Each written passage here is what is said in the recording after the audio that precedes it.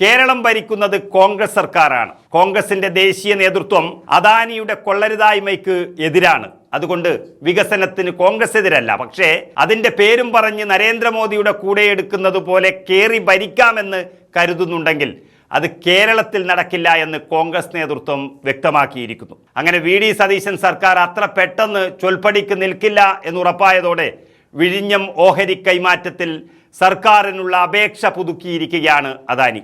MSUമായുള്ള ഓഹരി കൈമാറ്റത്തിൽ അന്തിമ തീരുമാനം എടുത്തിട്ടില്ല എന്നും കേരളത്തിലെ സർക്കാരിൻ്റെ പൂർണ്ണ അനുമതിയോടെ മാത്രം ആയിരിക്കും അന്തിമ കരാറെന്നും അദാനി വ്യക്തമാക്കിയിരിക്കുന്നു. സെബിക്ക് നൽകിയ കത്തിൽ പറയുന്നത് പ്രാഥമിക ധാരണ മാത്രമാണെന്നും അദാനി ഗ്രൂപ്പ് വിശദീകരിക്കുകയും ചെയ്തിട്ടുണ്ട്. ആദ്യം ഒന്ന് ഇളക്കി നോക്കിയതാണ്, പക്ഷെ നടന്നില്ല. നമുക്കറിയാം, BJP ഭരണകാലത്ത് വൻ വളർച്ച നേടിയ അദാനി ഗ്രൂപ്പിന്റെ ഏറ്റവും ശക്തനായ വിമർശകൻ എന്ന് പറയുന്നത് പ്രതിപക്ഷ നേതാവ് രാഹുൽ ഗാന്ധി തന്നെയാണ്. രാഹുൽ ഗാന്ധി നയിക്കുന്ന കോൺഗ്രസിന്റെ സർക്കാർ ഭരിക്കുന്ന ഒരു സംസ്ഥാനത്ത് അദാനി ഗ്രൂപ്പ് കരാർ ലംഘിച്ച് ഏകപക്ഷീയമായി പ്രവർത്തിക്കുന്നത് രാഷ്ട്രീയ തിരിച്ചടി എന്ന നിലയിലാണ് കോൺഗ്രസ് ഹൈക്കമാൻഡ് കാണുന്നത്. സർക്കാരാണോ അദാനിയാണോ ഇവിടെ സൂപ്പർ പവർ എന്ന ദേശീയ നേതാക്കളുടെ ചോദ്യത്തിൽ വി.ഡി. സതീശന് ശക്തമായ നടപടിയെടുക്കേണ്ടി വന്നിരിക്കുന്നു. കേന്ദ്ര സംസ്ഥാന സർക്കാരുകളുടെ അനുമതി വാങ്ങിയ ശേഷമാണ് ഓഹരി കൈമാറ്റം നടക്കേണ്ടത് എന്നായിരുന്നു രാഹുൽ ഗാന്ധി നിലപാടെടുത്തത്. അതോടെ ഈ കരാറിനെ കുറിച്ച് വി.ഡി. സതീശൻ സൂക്ഷ്മ പരിശോധനയ്ക്കൊരുങ്ങി. അദാനി പോർട്സും MSUയും തമ്മിൽ നടന്ന ഇടപാട് എന്താണെന്ന് പരിശോധിക്കട്ടെ എന്നാണ് സർക്കാരിന്റെ നിലപാട്.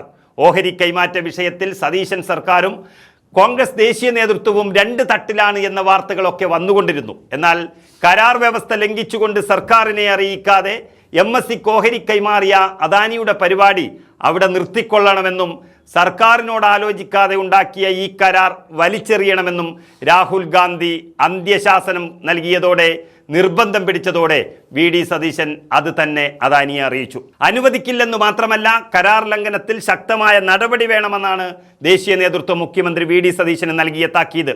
ഇതോടെ കാര്യങ്ങൾ നടക്കണമെങ്കിൽ കോൺഗ്രസിന് വഴങ്ങണമെന്ന് അദാനി തീരുമാനിക്കുകയായിരുന്നു.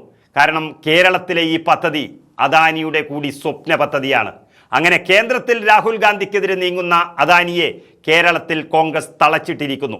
ഇടവും വലവും നോക്കാതെ ഓടിവന്ന് വിഴിഞ്ഞം ഓഹരി കൈമാറ്റത്തിൽ സർക്കാരിനുള്ള അപേക്ഷ പുതുക്കിയിരിക്കുകയാണ് അങ്ങനെ ഗൗതം അദാനി.